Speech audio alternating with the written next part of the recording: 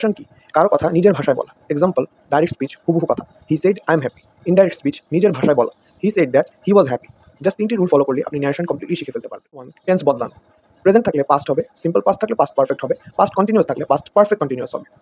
এর পাশাপাশি অক্সিলিয়ারি ভার্বের ক্ষেত্রে এম ইজ থাকলে ওয়াজ, আর থাকলে ওয়্যার, হ্যাভ হ্যাজ থাকলে হ্যাড, উইল শ্যাল থাকলে উড, ক্যান থাকলে কুড। পাশাপাশি সেট টুর জায়গায় আমরা যদি কোনো কথা বলা হয় তাহলে টোল্ড বসাতে পারি। প্রশ্ন জিজ্ঞাসা করা বোঝাতে আস্ক, অনুরোধ করতে রিকোয়েস্টেড, আদেশ করতে অর্ডার্ড, নিষেধ করতে ফরবিড, উত্তর দিতে রিপ্লাইড, উপদেশ বোঝাতে অ্যাডভাইসড, সাবধান বোঝাতে ওয়ার্ন, কোনো কিছু রিজেক্ট করে দেওয়া বোঝানো হলে রিফিউজড, এবং কোনো কিছুর ব্যাপারে আশা দেওয়া বা প্রতিজ্ঞা করা বোঝালে প্রমিসড। রুল 2, প্রোনাউন বদলানো। Example she said I love you, she said that she loved me. I থাকলে হি বা শি হবে, ইউ থাকলে মি, হিম, হার বা আস হবে। এটা লিসেনার এবং স্পিকারের অনুযায়ী নির্ভরশীল। রুল 3, টাইম এবং প্লেস ওয়ার্ডস বদলানো। নাও থাকলে দেন, টুডে থাকলে দ্যাট ডে, টুমরো থাকলে দ্য নেক্সট ডে, ইয়েস্টারডে থাকলে দ্য প্রিভিয়াস ডে, হিয়ার থাকলে দেয়ার। চলুন আমরা তখন যে নিয়মগুলো জানলাম তার উপর একটি এক্সাম্পল ট্রাই করি। Direct, Amin said to Rakib I will meet you at the park tomorrow. Indirect, Amin told Rakib that he would meet him at the park the next day.